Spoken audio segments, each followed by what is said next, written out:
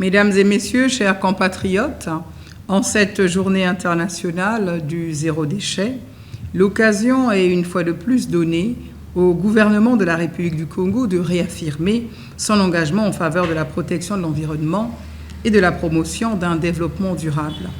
Cette journée, instituée le 14 décembre 2022 par l'Assemblée générale des Nations unies par la résolution intitulée « Promouvoir l'adoption d'initiatives zéro déchet pour appliquer le programme de développement durable à l'horizon 2030 », nous offre l'opportunité de réfléchir sur nos pratiques quotidiennes et de renforcer nos actions pour réduire, réutiliser et recycler les déchets.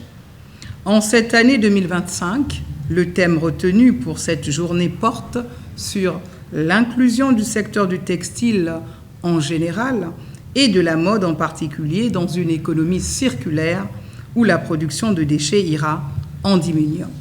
Mesdames et messieurs, chers compatriotes, pour comprendre l'ampleur du défi, les chiffres nous édifient.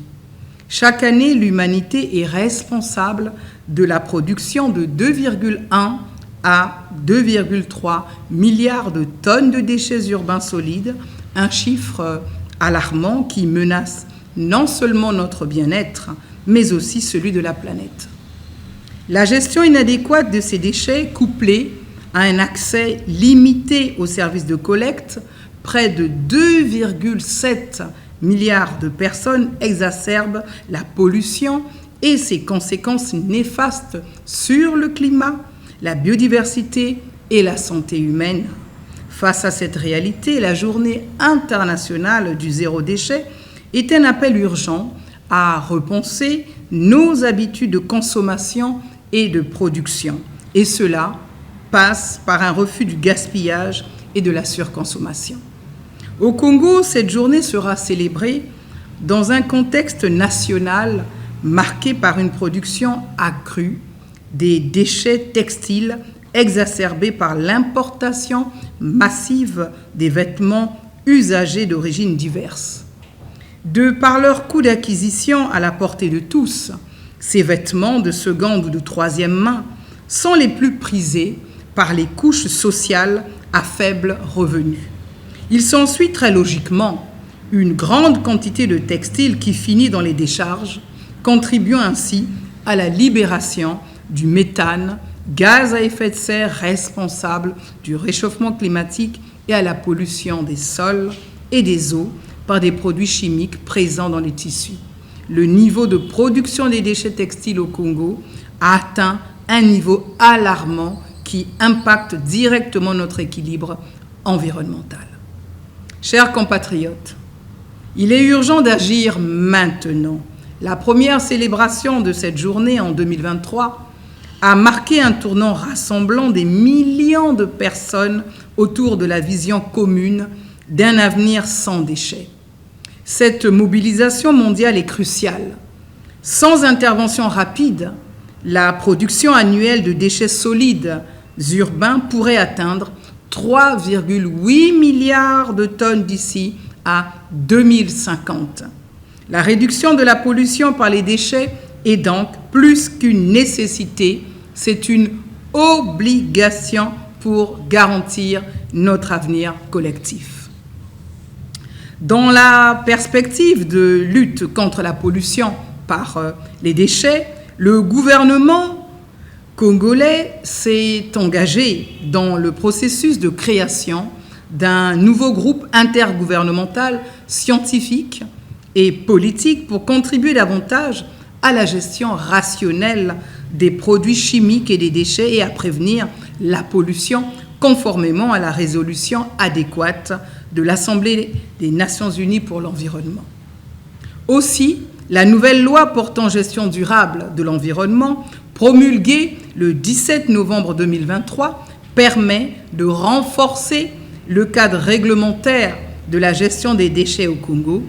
Pour l'application de cette loi a été pris l'arrêté du 9 août 2024 portant catégorie et code des déchets par le ministère dont j'ai la charge. Cet arrêté inventorie et classe les déchets en fonction de leur nature, de leur provenance et de leur dangerosité. Plus généralement, la réglementation et la politique congolaise en matière de gestion de l'environnement réservent une bonne place à la gestion durable des déchets.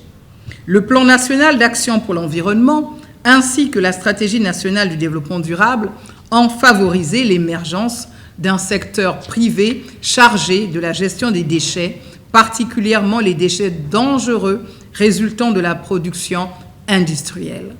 Les municipalités, quant à elles, font de leur mieux pour gérer les déchets municipaux, même si elles se heurtent aux difficultés que chacun peut constater. Mesdames et messieurs, chers compatriotes, plusieurs solutions sont à notre portée, parmi lesquelles la prévention, la réduction, la réutilisation, le réaménagement et le recyclage des déchets qui sont les leviers puissants pour construire des sociétés plus durables. En adoptant une approche zéro déchet, nous pouvons non seulement réduire considérablement la production de déchets, mais aussi améliorer la récupération des ressources, un pas de géant vers la réduction de la pollution par les déchets. Cette initiative contribue directement à l'atteinte des objectifs de développement durable, notamment ceux liés à la consommation, à la production et à la création de villes et de communautés durables.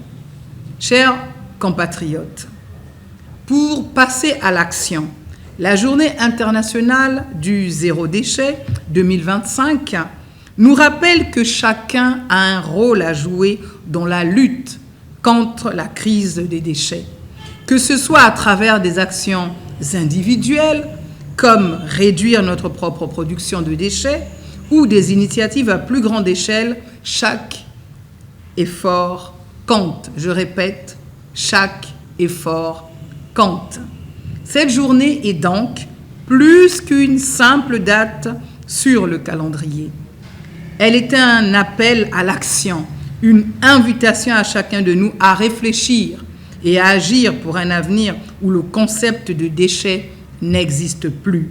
En travaillant ensemble vers cet objectif, nous pouvons non seulement protéger notre planète, mais aussi assurer un avenir prospère et sain pour les générations actuelles et à venir.